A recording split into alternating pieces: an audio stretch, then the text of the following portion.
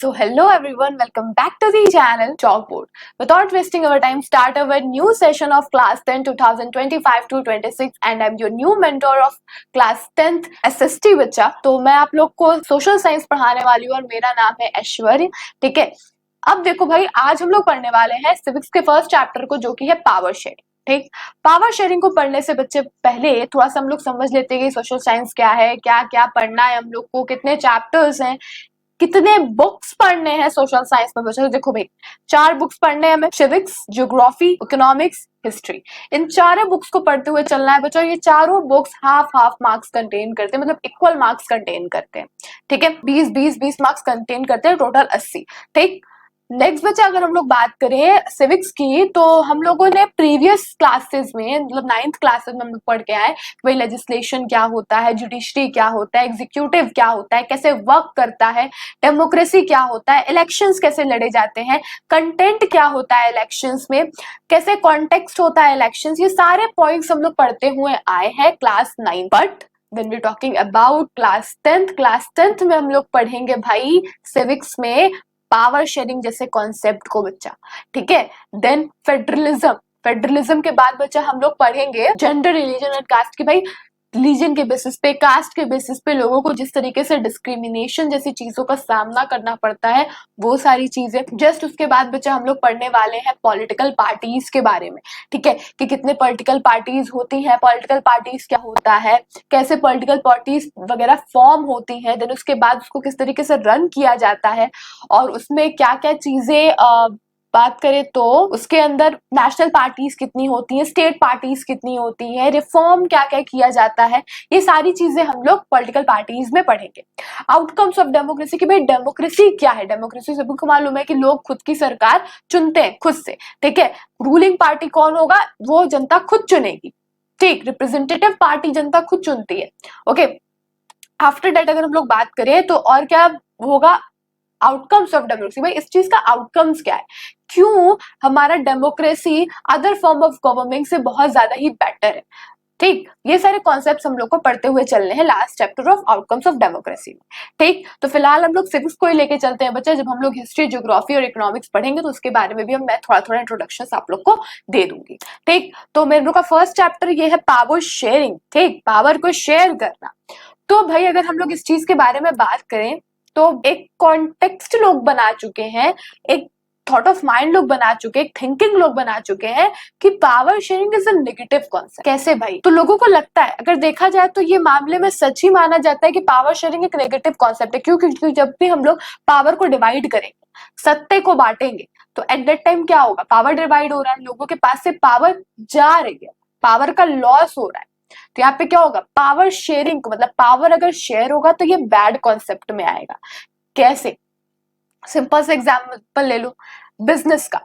Business में लोगों के शेयर्स डिवाइड होते हैं। जिसके पास 51% ऑफ शेयर्स होता है उसके पास होल्ड, कंपनी को होल्ड करने की बहुत ज्यादा पावर होती है। कोई भी सिस्टम चलेगा उसके नाम पे चलेगा, वो सारी चीजें जब ऑर्डर देगा तब होगा, मतलब उसके पास मोर पावर, मोर शेयर है। 51% ऑफ शेयर का वो क्या है, मालिक है। ठीक, और जो 49% रहेगा उसका उतना ज्यादा नहीं होगा, उसकी उतनी ज्यादा बातें नहीं मानी जाएगी। ठीक, ये सब चलता है ना भाई। तो इसी तरीके से इसमें भी बोला गया है कि power sharing is negative concept because when we share power we loss the power. जब हम लोग पावर को शेयर करेंगे तो हमारे पास पावर क्या होगा, लॉस होना स्टार्ट हो जाएगा। तो भाई इस वे में लोग बोलते हैं कि power sharing is a negative concept. ठीक, अब देखो अगर इसी के कॉन्टेक्स्ट में अगर हम लोग ये सारी चीजों को समझेंगे तो पावर शेयरिंग क्या बोला गया है यहाँ पे। पावर शेयरिंग नेगेटिव कॉन्सेप्ट कहीं से नहीं है भाई। अगर हम लोग गवर्नमेंट के नजर में रख के पावर की बात करेंगे बच्चा, जब गवर्नमेंट बैठती है ना, ठीक, तो गवर्नमेंट के बाद बहुत सारे मैटर्स होते हैं सॉल्व करने के लिए। ठीक, कुछ बड़े स्तर पे मैटर्स होंगे, कुछ छोटे स्तर पे मैटर होंगे। तो भाई सिर्फ अगर गवर्नमेंट छोटे छोटे मैटर्स को ही देखेगी, छोटे छोटे सिचुएशंस को या छोटे छोटे मामलों को ही देखेगी, तो उस बड़े मामलों पे कब नजर डाल पाएगी, जब पावर हम लोग डिवाइड कर देंगे तब। क्योंकि पावर शेयरिंग के वजह से जो ओवर बर्डन होता है ना एक बंदे के सर पे, वो भी एक हद तक रिड्यूस हो जाता है। हमारे गवर्नमेंट में ठीक 2 लेवल्स हैं, सेंट्रल और स्टेट लेवल। ठीक है, सेंट्रल बड़े बड़े मुद्दों पे काम करती है, नेशनल इंटरेस्ट की चीजों को देखते हुए चलती है। अगर सोचो उसे स्टेट से रिलेटेड मैटर या फिर नेशनल से रिलेटेड दोनों ही मैटर उसे सॉल्व करने के लिए दे दिया जाए तो क्या वो अच्छे से सॉल्व कर पाएगी? नहीं। अरेंजमेंट कर पाएगी चीजों का? नहीं। एफिशिएंटली इफेक्टिवली चीजों को कर पाएगी? नहीं। तो इसीलिए उसे वहां पे क्या किया गया, पावर को डिवाइड कर दिया गया कि भाई हम सेंट्रल रह के नेशनल इंटरेस्ट की चीजों पे ध्यान देंगे, आप स्टेट या रीजनल रिलेटेड मैटर पे देखो, ठीक है। इस तरीके से पावर को क्या हो गया, क्या किया गया बच्चा, डिवाइड किया गया है। तो यहाँ पे पावर शेयरिंग क्या बोला गया है, जब भी हम लोग पावर को शेयर करेंगे ना बच्चा, तो वहां पे एक बर्डन भी शेयर होगा। एक मतलब बर्डन शेयर नहीं होगा, कह सकते हो कि एक आदमी पे से बर्डन कम होता है जब वो अपने पावर को डिवाइड करता है। When we divide our power, हम लोग पावर को डिवाइड करने के साथ साथ रिस्पॉन्सिबिलिटी को भी शेयर करते हैं। When we share our power with power के साथ साथ हम लोग क्या करते हैं, रिस्पॉन्सिबिलिटीज वगैरह को भी क्या करते हैं बच्चा, शेयर करते हैं, ठीक है। तो पावर शेयरिंग क्या बोला गया, कैसी टेक्निक है या कैसा वे है, कैसा मेथड है जिससे कि हम लोग कॉन्फ्लिक्ट के चांसेस को सोशल ग्रुप्स के बीच में रिड्यूस कर सकते हैं, ठीक है। तो यहाँ पे क्या बोल रहा है बच्चा, यहाँ पे बोल रहा है वेट, यहाँ पे बोल रहा है भाई कि पावर शेयरिंग एक ऐसा टेक्निक है, क्या है बच्चा, एक ऐसा वे है, एक ऐसा टेक्निक है, ऐसा मेथड है to reduce the possibility of conflict, जिसके वजह से हम लोग कॉन्फ्लिक्ट्स वगैरह को रिड्यूस कर सकते हैं between social groups, between the communities and between the state, ठीक है। अब भाई यहाँ पे कॉन्फ्लिक्ट की बात हो रही है, तो बच्चा इस चीज में हम लोग को समझ में नहीं आ रहा कि भाई कॉन्फ्लिक्ट क्यों बात हो रहा है, पावर शेयर करने में कॉन्फ्लिक्ट कहाँ से आ जाएगा बीच में। तो बच्चा इस चैप्टर में हम लोग कॉन्फ्लिक्ट जैसे चीजों को ही पढ़ने वाले हैं, दो देशों को रिलेट करके, एक बेल्जियम एक श्रीलंका। आगे की कहानी में आप लोग को थोड़ा पता चलेगा, ठीक है। पहले हम लोग थोड़ा सा पढ़ लेते हैं कि पावर शेयर करना ऑर्गन्स के बीच में, जैसे कि लेजिस्लेचर, एग्जीक्यूटिव, जुडिशरी, ठीक। तो ये जो शेयरिंग होता है ना पावर का, लेजिस्लेचर, एग्जीक्यूटिव, जुडिशरी में, तो यहाँ पे पावर इक्वली डिस्ट्रीब्यूट होती है, ना ही किसी को ज्यादा दी जाती है ना ही किसी को कम दी जाती है, इक्वल सबको पावर दिया जाता है। लेजिस्लेचर क्या होता है बच्चा, लेजिस्लेचर में आपका चलता है जैसे कि लॉ को मेक करना, लॉज वगैरह में चेंजेस करना, ये लेजिस्लेचर का काम है। एग्जीक्यूटिव की भाई बात करते हैं, एग्जीक्यूटिव में क्या होता है, एग्जीक्यूटिव में हो जाएगा भाई कि चीजों को अरेंज करना अच्छे तरीके से, ठीक है, एक उसको एक्शन में लाना, उस वर्क को एक्शन में लाना, ठीक। और जुडिशरी में क्या होगा बच्चा, न्यायालय, ठीक, जुडिशरी न्याय दिलाना, ठीक, जो कि सारे कॉन्स्टिट्यूशन को इंटरप्रेट करती है, लॉज को इंटरप्रेट करती है, उसका काम कौन है, जुडिशरी है, ठीक। And to share responsibilities for decision making, और रिस्पॉन्सिबिलिटीज को शेयर करना डिसीजन मेकिंग के लिए और पॉलिटिकल एक्शंस के लिए, ये होता है पावर शेयरिंग का कॉन्सेप्ट। इसी कॉन्सेप्ट को हमें दो कंट्री को रिलेट करके पढ़ना है, पहला है बेल्जियम और दूसरा है हमारा श्रीलंका। श्रीलंका को तो सब लोग जानते हो गए यार, सोने की लंका यहीं पे थी, ठीक है भाई, सीता जी को यहीं पे लाए थे रावण ने, ठीक है भाई, श्रीलंका। ओके, आगे देख, अब हम लोग को पढ़ना है भाई एथनिक कंपोजिशन ऑफ बेल्जियम। मैंने बोला था ना पावर शेयरिंग के कॉन्सेप्ट को आपको दो कंट्री से रिलेट करके पढ़ना होगा, वो कंट्री है बेल्जियम और श्रीलंका, ठीक। बेल्जियम और श्रीलंका की बच्चा जब हम लोग बात करेंगे तो बेल्जियम क्या एक छोटी सी कंट्री है, क्या है, एक छोटी सी कंट्री है जो कि यूरोप में बसी हुई है, सिचुएटेड है, ठीक है। बेल्जियम शेयर करता है, बेल्जियम क्या करता है बच्चा, शेयर करता है अपने बॉर्डर को नेदरलैंड के साथ, फ्रांस के साथ और जर्मनी के साथ, किसके साथ, नेदरलैंड, फ्रांस और जर्मनी के साथ, लक्जमबर्ग के साथ, ठीक। एक बार फिर सुन लो बच्चा, एथनिक, अब बच्चा लोग पूछेंगे कि एथनिक क्या होता है, जहां पे लोग एक जैसी बोलियां बोलती हो, ठीक है, बोलियों के बारे में मतलब लैंग्वेजेस हो, एथनिकसिटी हो, ठीक, ये सारी चीजों को पढ़ना, ठीक। उसमें कितने रिलीजन के लोग रह रहे हैं, कैसे कैसे रीजन में लोग रह रहे हैं, वो सारी चीजों को मतलब एथनिक पढ़ना, उसके एथनिकसिटी क्या है बेल्जियम की। तो बेल्जियम में एक स्मॉल कंट्री है, छोटी सी कंट्री है जो कि यूरोप में बसी हुई है, सिचुएटेड है। बेल्जियम अपने बॉर्डर वगैरह को शेयर करता है नेदरलैंड, लक्जमबर्ग, फ्रांस, जर्मनी के साथ। स्मॉलर है in area than the Indian state, ठीक, इज हरियाणा। हरियाणा से भी बहुत से छोटा सा कंट्री है बच्चा, कौन सा, बेल्जियम। पॉपुलेशन इसकी लिटिल 1 करोड़ के लगभग है, उसकी पॉपुलेशन कितनी है, लिटिल 1 करोड़ के आसपास है, आजू बाजू है। ठीक है, आगे की तरफ बढ़ते हैं। इसमें जो 59% लोग पीपल रह रहे हैं वो फ्लेमिश रीजन में रह रहे हैं बच्चा, किस में रह रहे हैं, फ्लेमिश रीजन में। ठीक है, और 40% जो लोग है, जो 40% लोग है वो रह रहे हैं वोलेनिया रीजन में, और वो क्या बोलते हैं, डच बोलते हैं। जो ये 59% है वो क्या बोलते हैं बच्चा, जो 59% ऑफ पीपल है, ठीक है, तो देखो भाई 59% जो लोग है वो क्या बोलते हैं बच्चा, डच बोलते हैं, डच स्पीकर्स हैं। ठीक है, और जो ये 40% लोग हैं वो क्या है बच्चा, फ्रेंच स्पीकर्स हैं।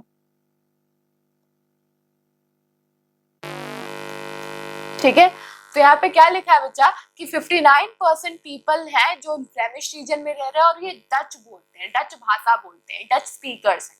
ठीक है, और जो 40% पीपल है वो लिव करते हैं, मतलब रहते हैं वोलेनिया रीजन में, और वो फ्रेंच बोलते हैं। ठीक है, और जो रिमेनिंग 59 + 40 = 99%, और 99% एंड जो 1% बच रहा है, मतलब 100%, मतलब जो 1% बच रहा है उसका रिमेनिंग क्या है बच्चा, वो स्पीक्स करते हैं जर्मन।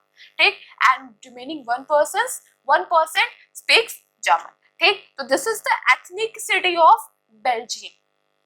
ओके, एक बार फिर हम लोग रिवाइज कर लेते हैं बच्चा कि एक बेल्जियम एक स्मॉल कंट्री है जो कि यूरोप में सिचुएटेड है। बेल्जियम शेयर कर रहा है अपने बॉर्डर को नेदरलैंड, लक्समबर्ग, फ्रांस, जर्मनी के साथ, smaller in area than the Indian state जो कि हरियाणा है, और इसकी पॉपुलेशन लिटिल 1 करोड़ के लगभग है। ठीक है, अब देखो भाई, अब यहाँ पे क्या है, 59% ऑफ पीपल रह रहे हैं फ्लेमिश रीजन में जो कि डच स्पीकर्स हैं। ठीक, कितने, 59% पीपल फ्लेमिश रीजन में रहते हैं जो कि क्या बोलते हैं भाई, डच बोलते हैं। ठीक, और जो 40% लोग हैं वो क्या बोलते हैं बच्चा, वो पीपल रह रहे हैं वोलेनिया में रीजन में, और क्या बोलते हैं, फ्रेंच लैंग्वेज, फ्रेंच स्पीकर्स हैं। और जो रिमेनिंग जो 1% बच रहा है वो क्या है, जर्मन स्पीकर्स हैं। ठीक है, आगे की तरफ मूव करते हैं। देखो यहाँ पे ब्रुसेल्स क्या है, बेल्जियम का कैपिटल है। ब्रुसेल्स क्या है, बेल्जियम का कैपिटल है।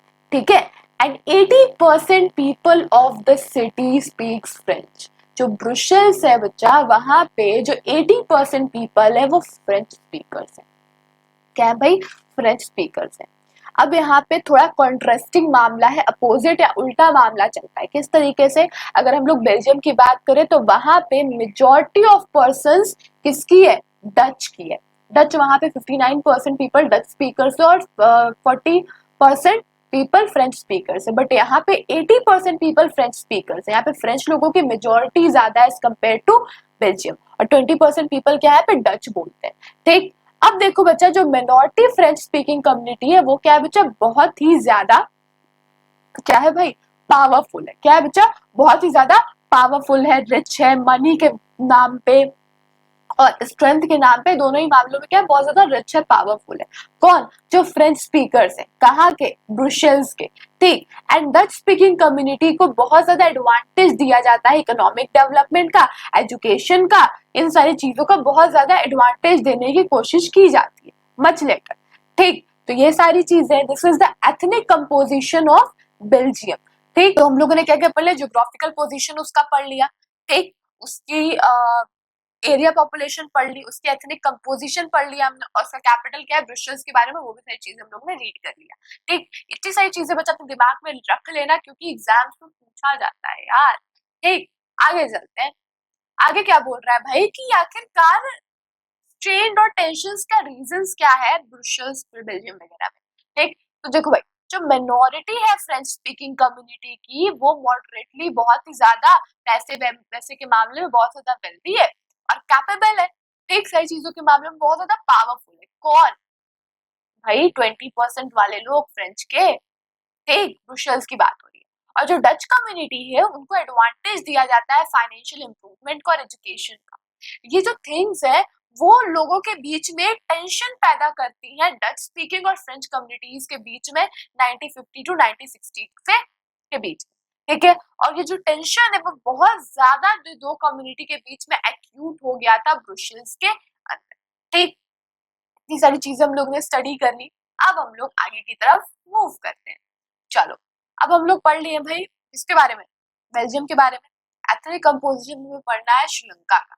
श्रीलंका के एथनिक कंपोजिशन की भाई अब हम लोग बात करें तो श्रीलंका का एथनिक कंपोजिशन क्या है, इसमें तमिल स्पीकर्स 80% है, सिन्हाला स्पीकर 74% है, ये चलता है मेजॉरिटी में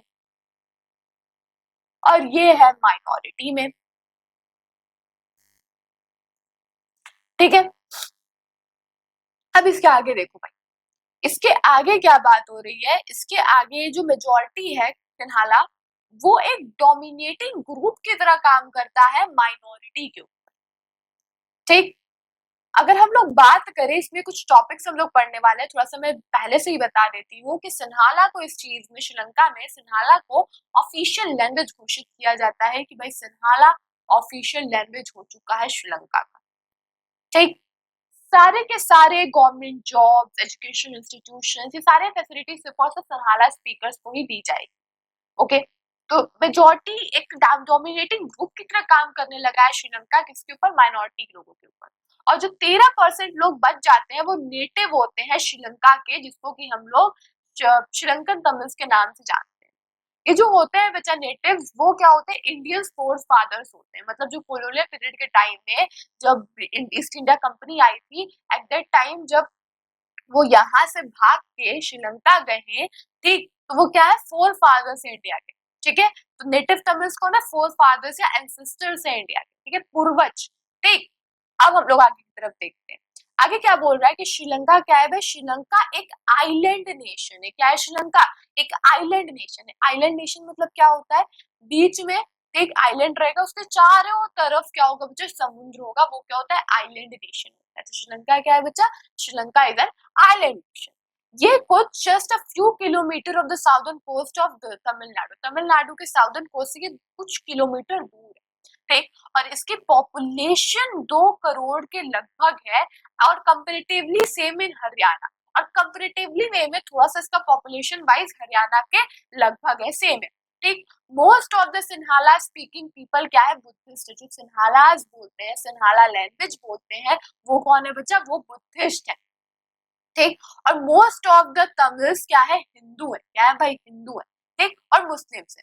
ठीक, और जो 7% और क्रिश्चियंस है वो तमिल और सिन्हाला दोनों ही बोलते हैं। ठीक, अब सिन्हाला कम्युनिटी क्या है, एक बिगर मेजॉरिटी में है। ठीक, ये एज अ डोमिनेटिंग ग्रुप काम करती है माइनॉरिटी कम्युनिटी के ऊपर, मतलब तमिल्स के ऊपर। ठीक, they could force it's will वो ऑन होल कंट्री, ये पूरे के पूरे कंट्री पे राज करना चाहती है। ठीक, तो ये इतना हम लोगों ने समझा।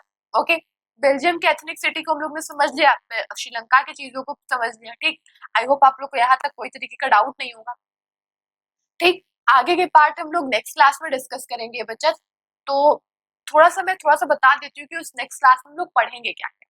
तो उस नेक्स्ट क्लास की बच्चा पार्टी अगर हम लोग बात करें, तो उस नेक्स्ट क्लास में हम लोग पढ़ेंगे मेजॉरिटेरियनिज्म। मेजॉरिटेरियनिज्म क्या होता है, उसमें यही हुआ था ना भाई कि majority community as a dominating group काम कर रही थी माइनॉरिटी कम्युनिटी के ऊपर।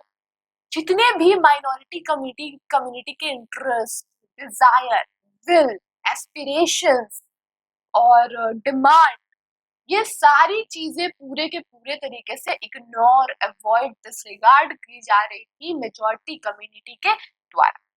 ठीक, यही चीज उन लोग को अच्छी नहीं लगी, जिसकी वजह से दोनों कम्युनिटी के बीच में डिस्ट्रस्ट, डिटैचमेंट, एलिनेशन पैदा हुआ, और वहां पे लड़ाई झगड़ा, मारपीट, यही सब शुरू हो गया भाई, सिविल वॉर छिड़ गया।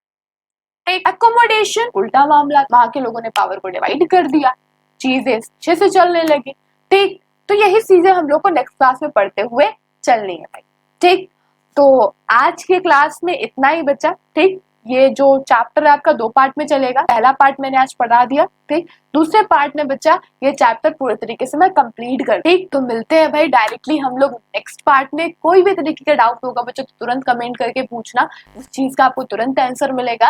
एंड देन बच्चा मिलते हैं डायरेक्टली पावर शेयरिंग के नेक्स्ट पार्ट में पढ़ने के लिए आगे के कहानी। ओके देन बच्चा, बाय।